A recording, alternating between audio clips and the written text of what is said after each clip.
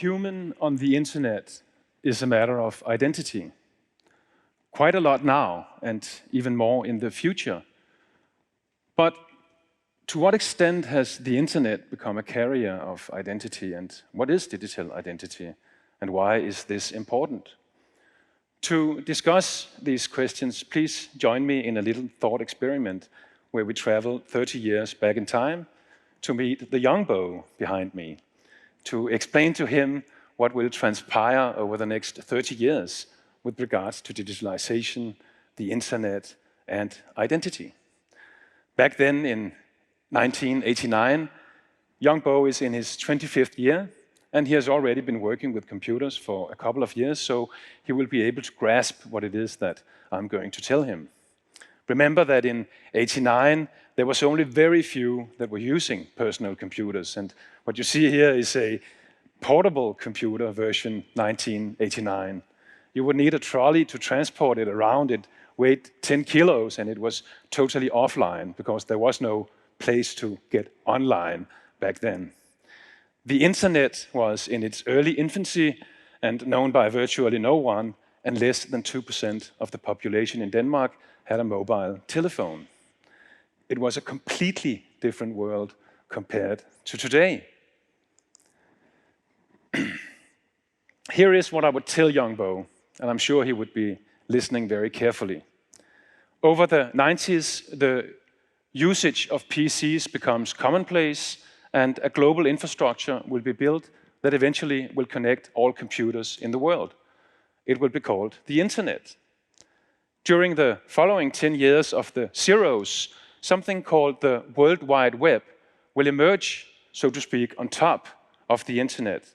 And this web will allow companies and individuals to share information and do transactions globally at the speed of light. And eventually, every type of book written, any scientific article, any piece of news, TV shows, movies, music, etc., will be online and available to anyone. E-commerce will start to be a normal, and the most predominant means of communications will be digital. Along with this, we will get a mobile phone that during the decade of the 2010s will morph into an online pocket computer. And that online pocket computer will virtualize much of the hardware that we are used to use, and it will make it possible to access many of the services offered by the internet and the World Wide Web, no matter where you are. All connections will be wireless, and billions of people will be using the internet 24/7 for anything from entertainment to education, to payments, to financial management, etc. Having told young Bo all of this, I'm sure that his reaction would probably be, wow, this is absolutely fantastic. That sounds amazing. It will mean that people will be able to get closer to each other, and they can connect and relate in absolutely new ways. That sounds very effective and very positive. And of course, old Bo, would nod and tell young Bo that he's absolutely right, but that he should also understand that what happens is a symbiosis.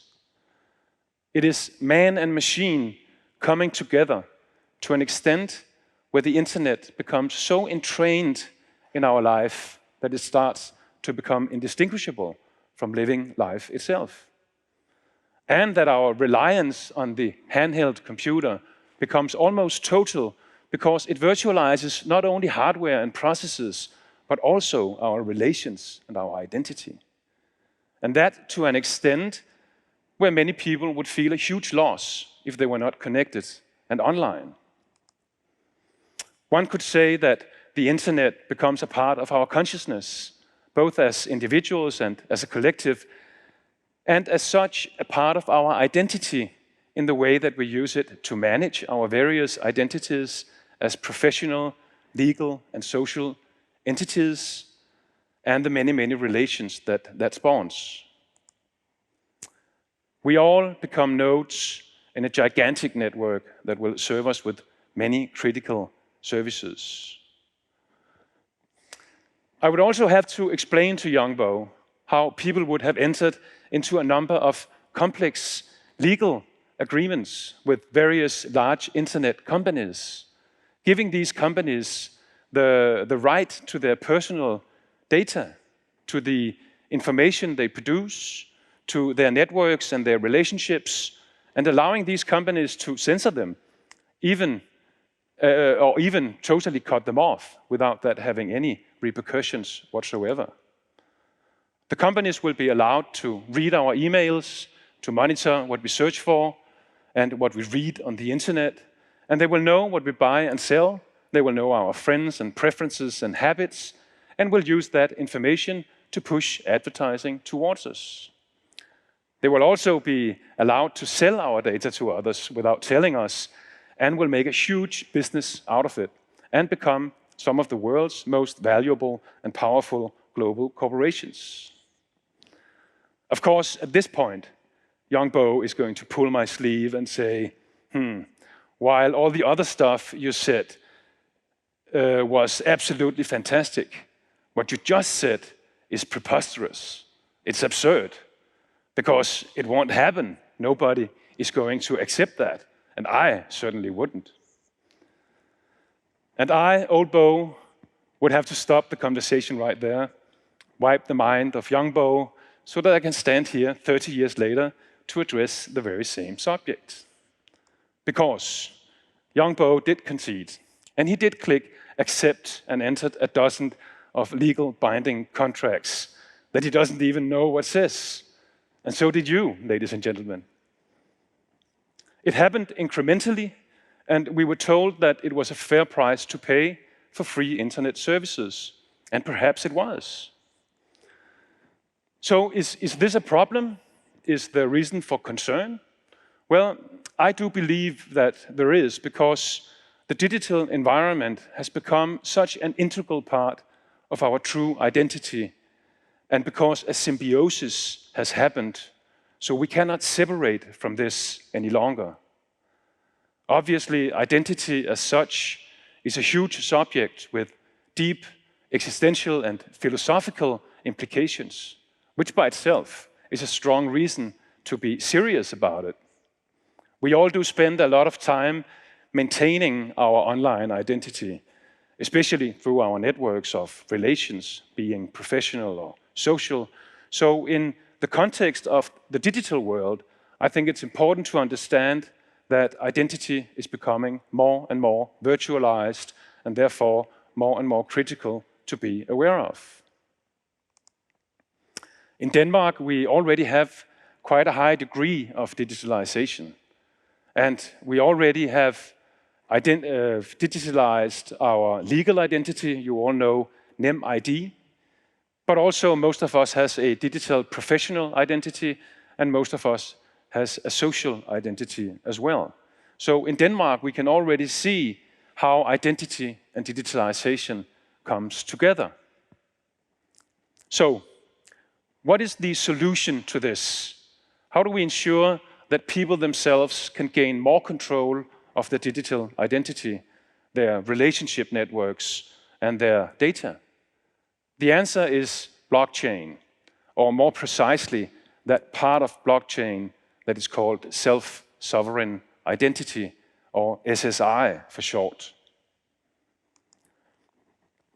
An SSI is your data box on the internet.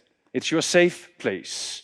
It's a box to which you have the master key and to which you can give selective access to others. You will fill the box with verified credentials such as your legal identity, your education credentials, your professional credentials, and various other types of important information about you, for instance, financials, insurance, etc. It will become the centerpiece of your presence on the internet. And over time, this data box will expand into becoming your digital assistant and your digital twin. Point being, you will get much more control of your data and the information that you create and consume. You see, what is happening is the emergence of a new type of software, blockchain software, that is being built by some really smart people from all over the world, including several here in Denmark. What it offers is the opportunity to build decentralized solutions, such as self-sovereign identity. Fundamentally, what blockchain gives us is systems to manage identity, supply chain, and payments, which are quite fundamental for most of the things that we do in this world. Hence, the great significance of blockchain. What it does is, so to speak, move trust, transfer, and settlement to the internet, that over time will grow into a huge transaction machine owned and controlled by many entities and not just a few, as it is today. This will take some time, and the only thing that will accelerate it is that we ask for it, which of course requires that we get to understand what blockchain has to offer. So let this be a challenge to you. Everyone can understand blockchain. You just have to spend a couple of hours getting to know it.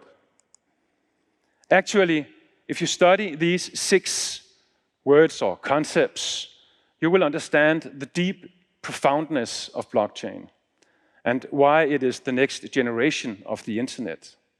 All it takes is to understand and unfold the concepts of decentralization, contract, transaction, trust, transfer, and settlement. It's as easy as that, but one do, of course, have to spend a little time contemplating and unfolding these concepts. But just because blockchain is here, it doesn't mean that we can just lean back and rely on this emergent technology. Because the entanglement between us and technology in general has reached a level where ethical considerations becomes very important. For instance, considerations about the ownership of our digital identity that has become a part of our true identity.